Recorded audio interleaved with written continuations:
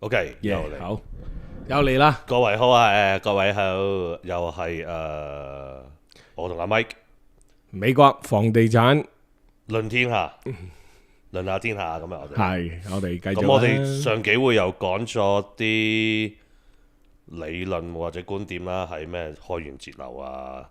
有一樣嘢我哋 touch on 咗幾次嘅，成日都話嗰個可以開一集。咁嗰樣嘢係咩咧？我哋就係呢一個吸引力法則。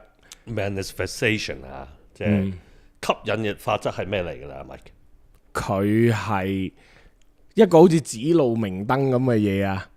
佢會帶住我一路向前行。要講到吸引力法則，對於我自己嘅經驗、我嘅經歷呢，都好多嘢都想同大家分享啦。咁但係我哋慢慢一一拆解，大家對於吸引力法則嘅一啲唔同嘅觀點同埋睇法。係啊，係睇法，係一個概念，係一個 mindset 嚟㗎嘛，係嘛？中國人有句講咩呢？你諗嗰樣嘢就會有，類似咁樣。好似心想事成咁樣啦。類似咁樣啦，係啦，就係咁樣啦。係你諗咩呢？好簡單啦。有時買車啊，譬如啱啱買咗部 Toyota Camry 咁樣嚇，跟住唔知點解你一出街呢，就見到周街都係 Toyota Camry。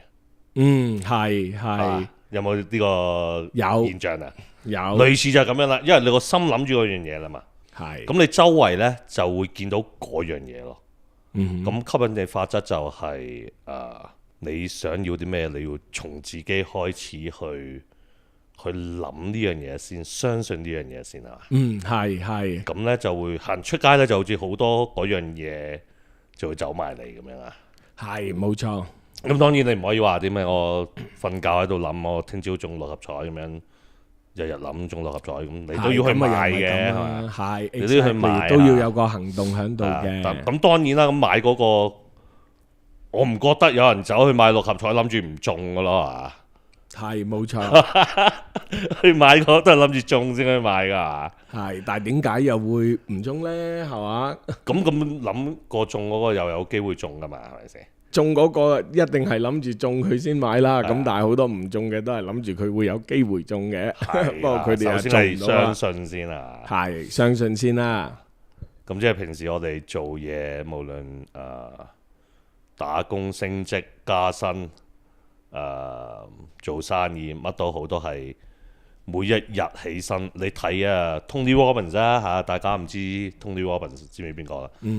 其實好多嗰啲叫咩 life coach、business coach 都有講呢樣嘢噶嘛。人生導師啊嘛。係啦，你嗰日起身，你諗住自己想做乜嘢，就由嗰度開始咯。你問我吸引力法則。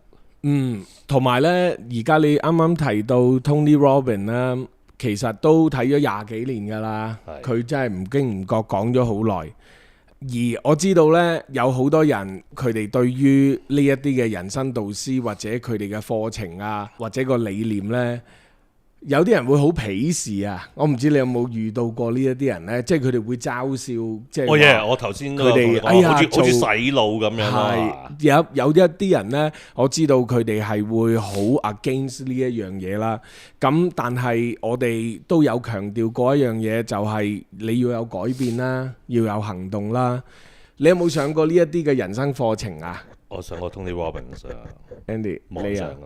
我有上過一個，我唔記得咗個名，但係又係類似噶啦，即係佢會同你解拆翻人點解會憤怒啊，點解會唔開心啊，有啲咩響個底啊，咁佢會嗌你，譬如會整到你喊啊，或者叫你主動 call 一個你好耐冇聯絡嘅人，你想同佢講一啲嘢。嗰個我未試過喎。嗰啲你未試過。OK， 嗰啲我有試過。你話先撇開有冇作用先嗰一忽呢，我覺得起碼佢令我做咗一啲改變咯 ，step out 咗自己 comfort zone 咯。咁我覺得即係呢一啲嘅改變呢，其實會有 benefit 嘅。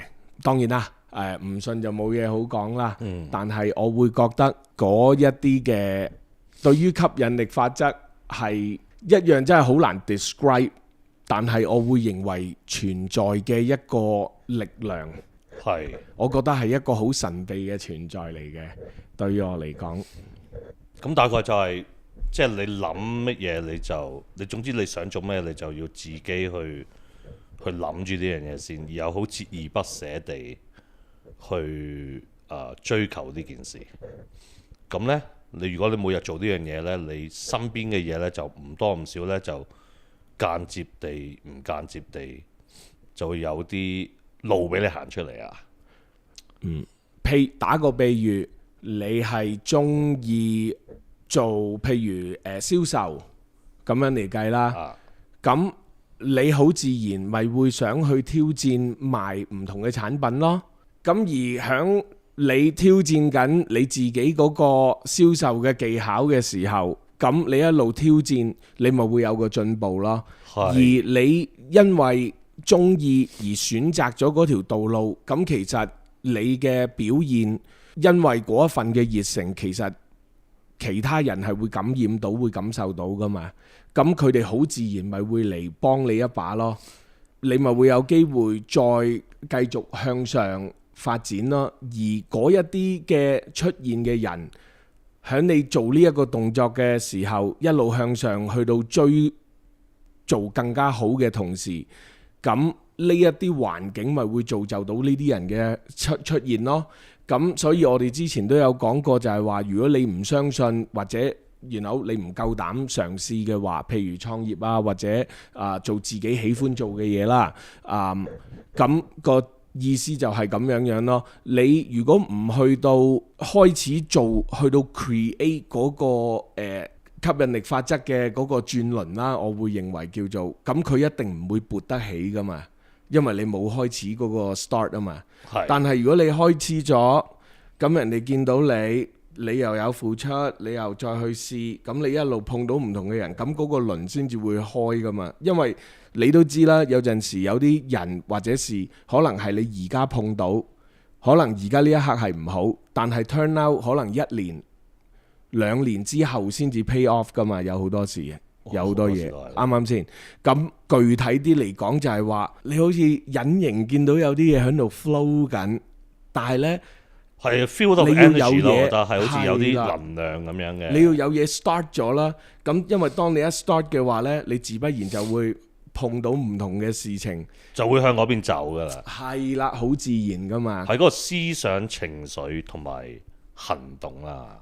首先係 mindset 同埋個自己個 emotion 跟住去做，跟住就會吸引。又再講過啦，冇如果只有結果啫嘛，你要做先有結果啊！你如果唔做，你如果嘅話，咁係冇進步啦。你有個目標譬如話我要做好出色嘅地產經紀，我一年要做100單嘅咁樣。咁我要向住嗰個方向去走，咁我先會。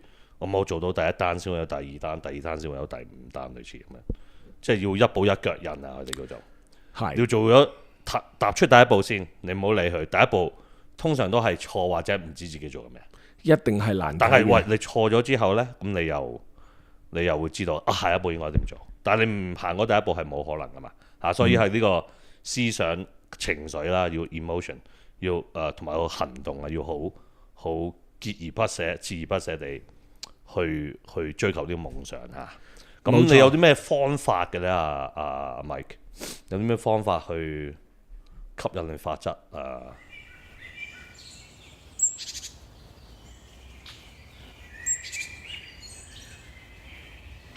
我試過有嗰啲vision board 啦，我哋做地產做生意嗰啲好多都會做 sales 嗰啲都會。每年有個 retreat year end， 咁啊整個 vision board， 下年我要做乜嘢，將你想要嘅嘢擺上去。係啊。譬如我要同家人去馬爾代夫，我今日睇咗阿駝哥馬爾代夫，我未去過，你去過啦。去馬爾代夫，咁咪整幅馬爾代夫嘅相咁樣擺上去個 vision board 度，咁樣就可以visualize 啦嚇，你可以 visualize 咁就可以。都係能量啦，咁你見到有能量又 fit 翻俾你，咁你每日睇住嗰個嘢我今日好似我今朝咁同你講咗啦，今朝無端端嘥咗2個鐘頭個租客突然間 cancel，係咪先？咁咁都係咁 bad day 梗會有噶嘛，係唔會話有咗我信吸引力法則呢，我就咩都會信晒，又唔係咁嘅意思。OK，但係從住一個方向去做嘅。打個譬如我嗰日同另外一個朋友講話，呢個 related to set goal 㗎，遲啲可以又講一集啊，點樣 set goal？我而家我都仲研究緊啦，我叫做清晰啲啦嚇。咁你 set goal 好簡單，你想譬如話你中意食雪糕 ，OK？ 咁啊出面落大雪 ，OK？ 你中意食雪糕，咁你中意食就要去食㗎啦，係咪先？如果你就唔食喺屋企啊。不過而家有 Uber 嗰啲唔好講嗰啲啦嚇，你要自己去買，如果咪就唔食啦。咁如果你要自己去買，第一步就要出去開車鏟雪嚇，係咪先？但係你仲諗住食雪糕㗎嘛？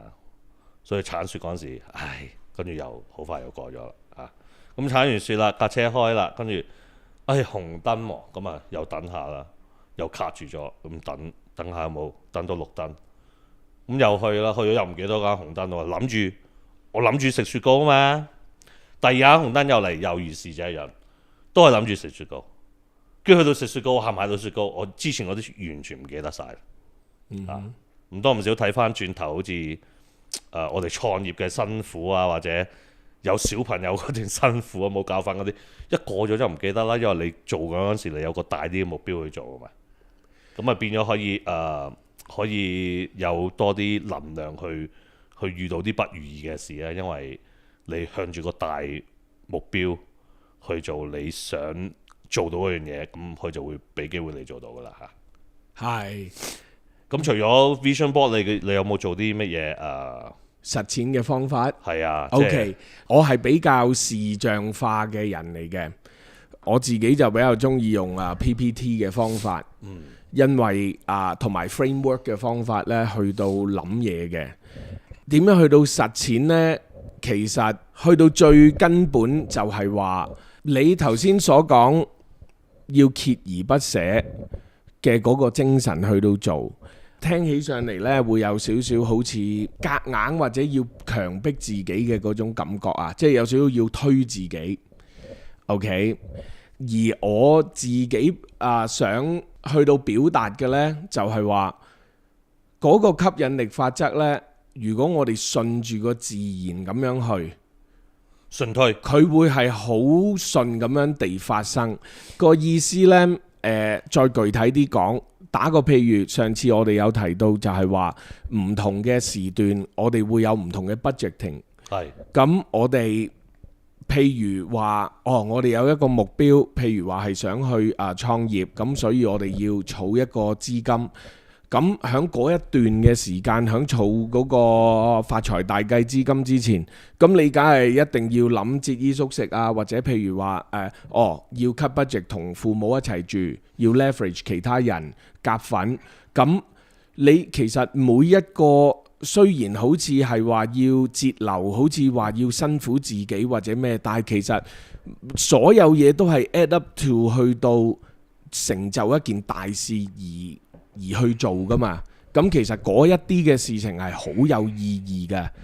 當然啦，冇人會中意由一個舒適嘅環境跳去唔舒適噶嘛，即係冇人會中意咁樣噶啦。當然，但係正正就係因為咁多人都會講跳出個 comfort zone， 其實某程度上嘅意思就係話點樣去到實踐嗰個吸引力法則，就係當你每一件嘅小事加起嚟都係為咗一件大事而去做嘅話呢，咁嗰個我認為個法力就開始叫做儲夠嗰啲 element 啦，可以開始行啦。因為每一樣嘅諗法都係為咗嗰一件事去到出發啊嘛。咁我認為用咗咁樣嘅一個態度去到面對所有嘢嘅時候呢，就會嚟得比較容易一啲，唔需要夾硬咯。因為你係 enjoy 而去做，而唔係話我知道嗰個 formula 係咁，所以我為咗配合個 formula 而去做。咁樣嘅話呢，未必 work 㗎喎。有陣時係要 natural 嗰隻呢，嗰個 flow 先嚟㗎喎。就係咁啦。我嘅實踐方法就係咁樣樣。咁咪逼自己咁樣，即係要一步一步行出嚟咯。咁我覺得你啱，我贊成你要有好多小事發生，然後同一件大事去做，然後小事發生，嗰啲小事夾埋呢，就變咗一個好大嘅 step 咯，係咪？可以。係啊，因為好似係犧牲，但係其實又唔可以算係犧牲啊。咁你 plan 咗要做生意，咁你咪唔自己住咯，咪搬同爹哋媽咪一齊住，去 cut 翻個 budget 咯。咁 cut 咗嗰啲錢，唔係攞嚟吃喝玩樂咯。你係可以，但係你知道，譬如話，我個 plan 啊，各樣嘢5年後先講啦。咁咪呢5年係要犧牲啲㗎，但係即係。咁你話個 balance 都唔一定每一秒每一刻都 balance 自己嘅嗰、享受為 priority 噶嘛？你嗰個 balance 可以講緊係5年 balance 或者10年 balance 噶嘛？咁變咗，you know？咁我哋講下我哋自己嘅經驗啊。咁我哋成日都講吸引力法則，有啲咩經驗可以攞出嚟同大家分享下？點樣你覺得吸引力法則幫咗你事業上或者生意上嘅嘢呢？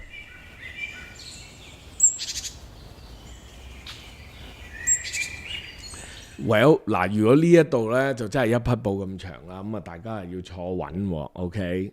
咁對於係啦，嗱對於我自己嚟講呢，吸引力法則可以話係一路陪伴住嘅我個成長啊。正如我一開始上一集有講過啦，咁我本身20歲就創業，咁係因為一個興趣就做呢一個手機嘅配件啊，各樣嘢噶嘛。就係因為開始咗呢一樣嘢，我就有機會去到唔同嘅地方、唔同嘅鋪頭，去到同唔同嘅人去到推銷，咁我好自然咪識到好多志同道合咯。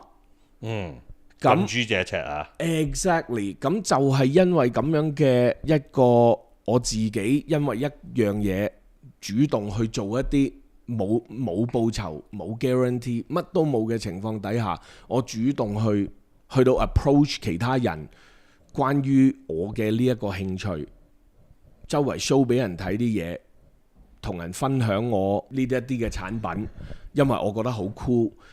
就係因為呢一啲嘅付出，我就識到一位黑人嘅朋友。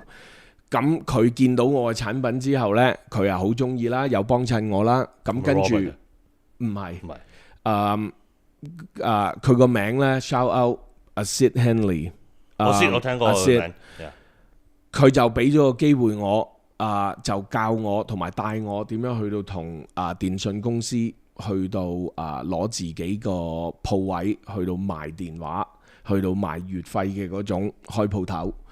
咁呢一切每一段嘅生意裏面呢，我自己見到嘅就係所有你種落嘅 connection， 只要你係 genuine 響嗰一個 relationship 上邊，好自然呢，有啲化學作用呢，就會有啲嘢發生噶啦。跟隨住呢一個吸引力法則嘅步伐呢，就可以令到我自己好多方面一步一步都會係越嚟越好咯，有改善咯。尤其是響生意上面呢，因為每一次其實都係一個 connection 嚟噶嘛。係個 network 係好重要啦，我覺得做生意嚟講。咁你頭先你講我有分享下我嘅，好似我做地產咁樣初頭考牌，我仲打緊工嗰陣時，我點做啊？真係唔知點做啊！就係咁咪成日諗住自己做到，跟住出去咪見到人咪講咯，好乞人憎啊！咁啊，類似咪我做生意啊，我做賣地產，有咩需要幫我忙啦嚇？咁做到我早幾年咪開始想做多啲 commercial 嘅商業地產嘅。咁我同你又一樣，我去到出去嗰啲networking event 啊，咁見到邊個就同人哋講，有啲咩幫手同我講下 commercial 嘅嘢，我可以幫你手啊。咁其實而家我都係你頭先都講係唔係講賺錢啊，係幫手啊。Actually 而家呢個時刻呢，我而家做緊幾單，有2單呢。我今朝啱啱先去老虎堂啊 Tiger Sugar 北邊嗰間，影啲相，因為有個客睇，但係冇水嘅嗰單嘢係，意思係佢佢都唔係賣生意出嚟，直頭唔俾錢 take over 個 list，咁有咩錢呢？但係都係想幫佢做好佢。咁你幫人幫咗，你有熱誠去幫人哋，人哋覺得你幫到佢，咁佢就會同人哋講啊嘛。譬如佢攞咗個鋪位翻嚟做生意好正，哇！點樣揾到個鋪位？Andy 幫我揾嘅，咁樣就係嗰啲吸引力法則，即係周圍同人哋講話我做緊呢樣嘢，我想幫你手，但係其實又唔係，又唔想唔係講自己唔專業啊，即係只不過係少做啲啦，咁樣講啦，明嘛？咁樣做下做下就有堆客咁樣嚟嘅咯。但係我之後我要同自己講，我係做 commercial， 跟住我同人哋講我係做 commercial， 有咩幫你幫到手同我講。我嘅經驗就係咁樣咯，即係要自己相信，跟住走去同人哋講我做緊呢樣嘢，亦都係。另外有個 concept 就係、好似係 become first， 即係你未做到樣嗰陣時咧，你要做咗嗰個思維個人個狀態先，即係。好似你做電話嗰時，你搞下搞下，跟住你或者係好似嗰啲叫做fake it till you make it 咁樣啦。係啦，但係又唔係即係你要似嗱，但係反而你要個起場似啊嘛。好似我哋嗰日講咁我邀請你幫我拍阿咪又拍啲短片啦，去上個 media school。咁我嗰日揾佢傾有間屋諗住賣，跟住叫佢幫我拍啲嘢啊嘛。咁我 show 咗一個 example 俾佢睇 ，Eric 喺夏威夷嗰個。咁基本上人哋嗰個磁場行出嚟就係、你就話佢就係賣自己，佢行出嚟唔係賣間屋，佢行出嚟就係、哇點解個氣勢都喺晒度啦。所以我要做到嗰個樣先可以買到嗰啲嘢啦嚇，咁樣。嗱呢度呢，我覺得就涉及兩樣嘢嘅。咁 going back to 你頭先話嗰個方法。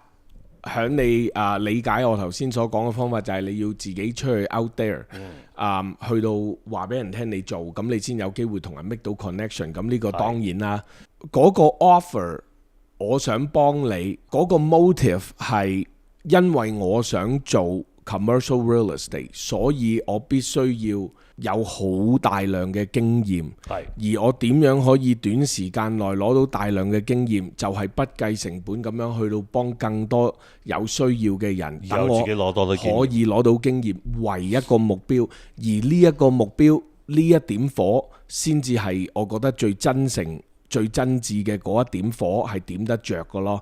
你明我意思嘛？即係如果你係譬如為咗嗱，即係個意思其實講到底。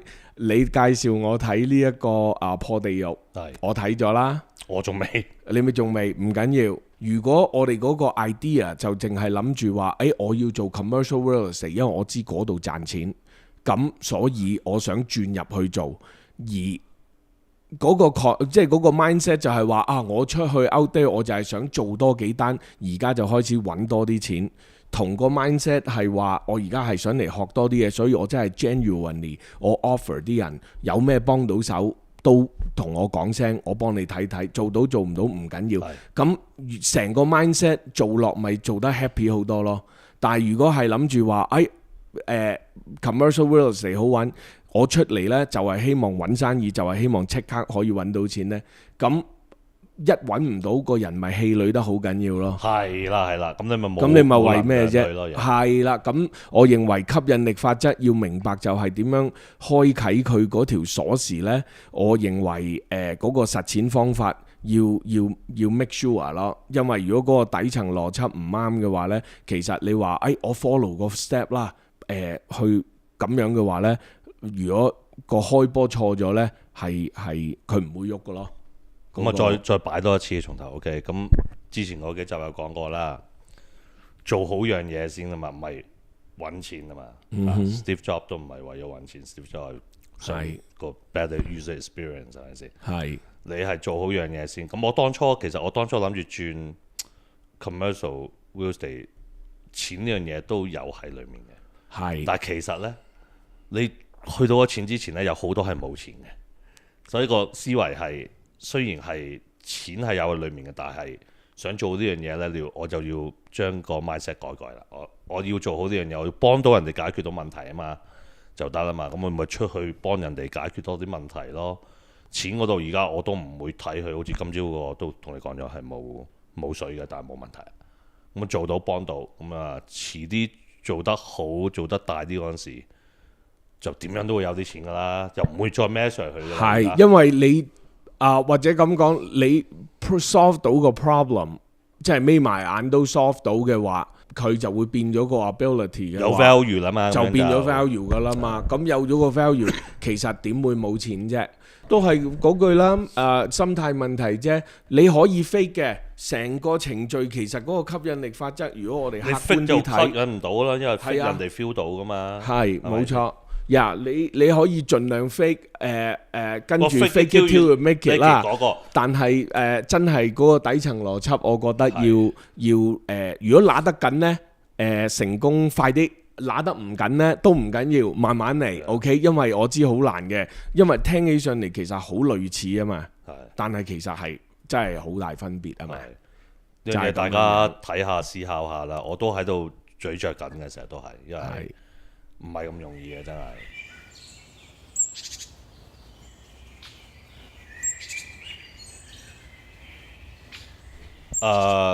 咁我有包拗頸咧，點你？好似好洗腦喎嚇，鄧生 Mike， 係咪好洗腦啊？乜嘢好洗腦啊？呢件成個吸引力法則就係洗腦，洗緊我腦啊！你可以咁講嘅，但係如果拆翻開，我比較中意第三身嘅一個角度去睇嘢啦，就係聽眾信唔信吸引力法則都好，都係一個你自己嘅一個睇法同埋見解，你自己嘅支持，咁都可以係一個洗腦嚟㗎嘛。我睇法係一個選擇嚟㗎咯。係啊，咁所以咁你與其我唔都要覺得諗一係樣嘢嘅，咁係諗去美好啲啊！好似頭先講啦，買六合彩你冇理由就去買六合彩諗，哎呀我唔中嘅，點解買啲六合彩啫？唔係咁噶嘛，係咪先？嗯哼。咁你如果有得選擇嘅，你選擇個目標係大啲 meaningful 啲。咁你話洗腦，咁我可以洗你另外邊腦嘢，我可以同你講，你諗乜嘢都唔得嘅，唔好做。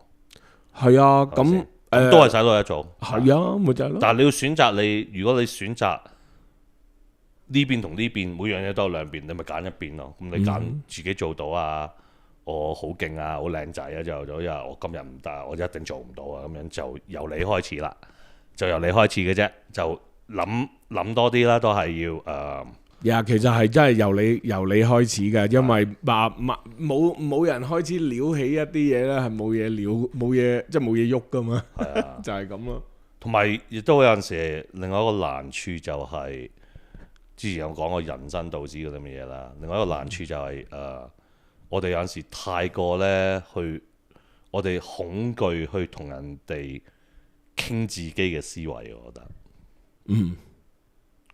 咁其實又好難嘅，嗰陣時你揀錯對象傾嘅個效果未必好，類似咁樣。但係我覺得你話吸引力法則啊，係咪要揾嗰班人係諗緊同一樣嘢嘅？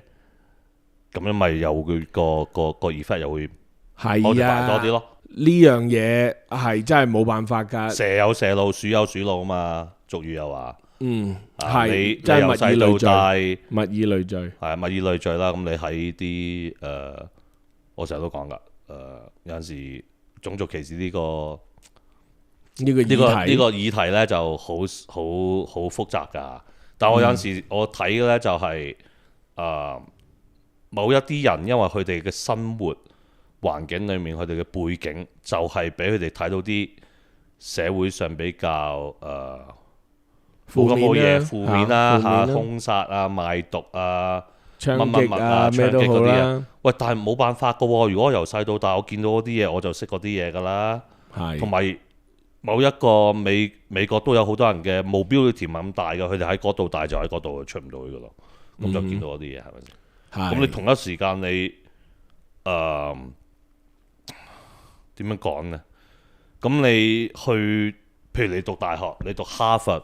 同斯語煲大又唔同啦，因為嗰啲人諗嘅嘢、睇啲嘢嘅經驗唔同啊嘛，咁咪變咗好似你嘅融入去所嘅經驗又唔同咯，係嘛？即係人物以類聚啦嚇，要揀。佢話你英文有句咩啊？You're average of 6 people, 5 people you hang out with。係。即係唔係話唔好同其他啲人 hang out，但係譬如你要做電話嘅，咁當然咁揾電話啲人 hang out。我做地產就係揾翻嗰啲地產嘅人 hang out 啊嘛，係咪先？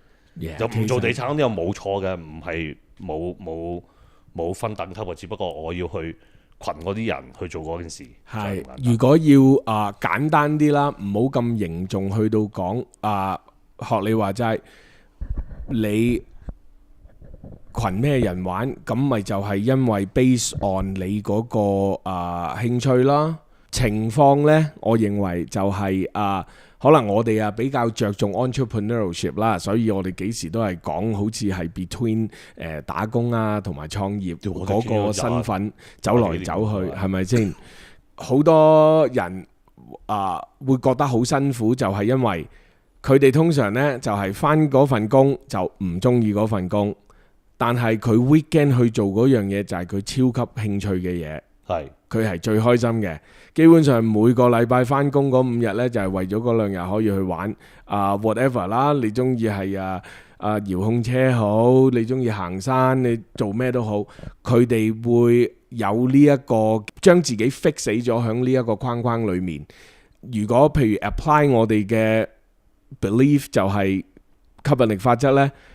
我哋通常會諗就係你應該 OK， 如果你譬如中意行山嘅 weekend 嘅，咁就應該喺嗰一度，譬如行山嘅 gear 或者行山嘅片或者行山周圍嘅嘢呢，去到巡一片，睇下揾唔揾到一個商機係中意嘅，就喺嗰度呢，就去到發展，然之後利用吸引力法則呢，去到幫你完成你呢一個高啦，我哋又要翻 back 佢上一集開完節流點樣係啦，點樣去到嗰度啦？去做啲自己喜歡做嘅嘢。係啦。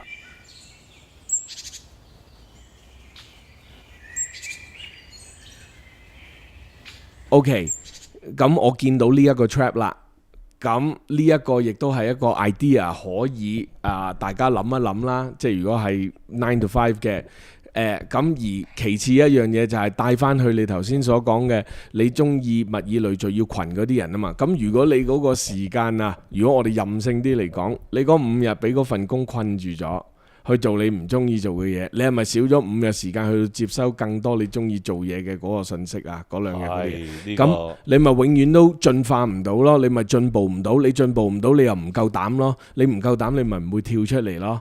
因為你永遠覺得自己準備唔夠啊嘛，但係你又俾呢邊呢個9 to 5鎖住咗你，因為你冇呢個9 to 5咧，你又冇嗰個錢去到生活啊嘛。咁因為好多人唔肯sacrifice 去到為咗嗰個高啊嘛，咁咪永遠都好似扯住咗個人咯。因為你永遠好似你頭先嗰個 example 係嘛，又要賣樓，跟住但係又要返工，咁又要做取捨，又要諗點樣咁。咪就係好似喺嗰個 loop 嗰度呢，走唔到出嚟。係要取捨啦。但係我都覺得如果你做緊份工，你又唔行得開住嘅，咁咪要辛苦啲咯。因為你冇可能做5日工，做2日自己嘢噶嘛。你最少做5日工，5日自己嘢啊。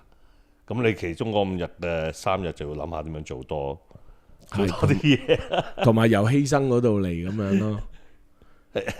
要捨得啊嘛，要捨咗先得咯。我覺得你要 put in 先得咯。咁你可以，但係我有個朋友，你講呢樣嘢，頭先講話俾嗰個工罩住咗。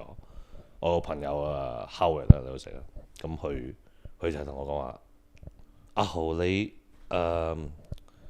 做得咁辛苦做咩啫？你得閒出嚟去打下高爾夫球，咁識下嗰啲人即係唔同嘅人咁又巴倫晒自己啊，睇個圈子有冇唔同。你話做你又做商業地產，嗰啲人就可能有生意俾你做啦。你困喺個 office 度係冇噶嘛，咁有陣時你就係咁樣咯，就係要寫要有時間呢係最珍貴嘅，有時間去諗嘢，同埋有陣時其實有陣時唔多唔少我都覺得自己細個呢冇諗得咁多。如果細個再諗多啲，會唔會今時今日條路又唔同咗呢？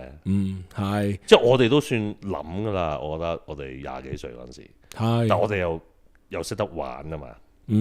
咁無悔嘅，睇翻轉頭係都算係幾 balance 㗎，一路都有。但係如果我哋將冇玩嘅時候去擺咗落去生意事業上，都冇遇過啦，有結果啦，而家係冇應該係咁啦。你擺幾多入去就出幾多嘢咯，冇得偷懶嘅。咁點解我哋要搞 podcast 要講呢啲嘢？咁其實咪就係如果有後生一批嘅聽到佢有呢一方面嘅諗法，咁咪幫到佢哋咯。再 share 下，大家諗下，要有時間揾時間出嚟去諗嘢，係好 valuable。係啦，要諗幾忙都要有時間出嚟諗下自己想點做，跟住要吸引力法則就係你要去做，跟住同周圍講你做到，同自己講你做到，做緊呢樣嘢，然後唔係計緊成本喎，你係為咗一件事去做，咁你去做，咁啊慢慢有好多細嘅元素黐埋一嚿咧，就變咗一個好大嘅突破咯嚇。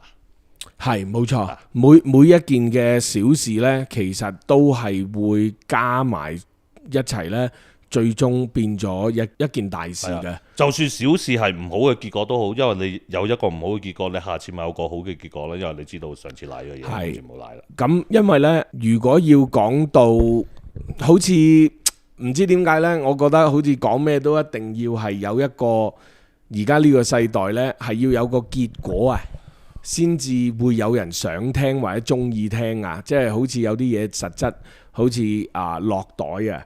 咁我覺得呢一樣嘢就係一個問題啦，因為一路喺度講話目標話咩要咩成功呢啲咁嘅字眼啦，唔好搞錯先，揾唔揾到錢，過唔過到活同埋成唔成功呢，其實係唔係一條唔係同一條線嚟㗎嚇，唔係直接關係。係咁一定要明白到就係你可能話我中意做嘅嗰樣嘢。佢係有機會揾唔到大錢，或者揾唔到啲咩錢，要撻得起吸引力法則呢嗰個元素裡面嘅一啲頭先我上述講過嘅 element 加埋一齊呢，就係去到起撈嗰壇嘢咯。係，就係要等個輪轉。係啊，最終個結局係end up financially 唔關事嚇。嗱，因為 financially 呢，我想同大家講 financial 嘅 skill 呢，好多人都會話即係點解學校冇教啊？或者我哋好多人會認為一定要大家識啊。我就覺得呢，你一個人嘅 talent 天生出嚟嘅嗰個目的，或者你想做嘅事係一樣嘢。Financial education 呢係另外一樣嘢。我就認為 financial education 呢，大家響成長嘅路上呢，係都應該要副修埋呢一樣嘢嘅。